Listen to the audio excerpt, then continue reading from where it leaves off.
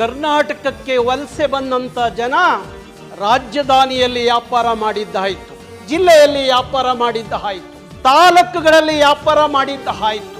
ಈಗ ಹೋಬಳಿ ಮಟ್ಟದಲ್ಲೂ ಬಂದು ನಮ್ಮ ಎಲ್ಲ ಉದ್ಯಮಗಳನ್ನ ವ್ಯಾಪಾರಗಳನ್ನ ನಮ್ಮಿಂದ ಕಿತ್ಕೊಂಡ್ರಲ್ಲ, ಇದು ನಾವು ಸಹಿಸ್ಕೋಬೇಕಾ? ಕನ್ನಡಿಗರು ಸಹಿಸ್ಕೋಬೇಕಾ? ಹೇಳಿ ಕನ್ನಡಿಗರೇ, ಎದ್ದೇಳಿ. ಇದನ್ನು ಸಹಿಸ್ಕೊಂಡು ಕೂತ್ಕೊಂಡ್ರೆ ನಾಳೆ ನಿಮಗೆಲ್ಲೂ ನೆಲೆ ಇಲ್ಲ.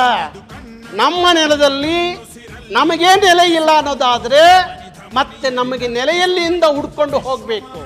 ಹೇಳಿ, ಎಲ್ಲ ವ್ಯಾಪಾರಗಳನ್ನು ಕನ್ನಡಿಗರು ನಾವು ಮಾಡ್ತೀವಿ ಅನ್ನುವ ಶಪಥವನ್ನ ನೀವು ಮಾಡಿ. ಎದ್ದೇಳಿ ಕನ್ನಡಿಗರೇ, ಹೇಳಿ. ಕನ್ನಡ ಉಳಿದರೂ ಕನ್ನಡ ಎದೆಯನೇ ಸೀಳುನಿ ಹರಿವುದು ಕನ್ನಡ ಹೋಗರೆವುದು ಕನ್ನಡ.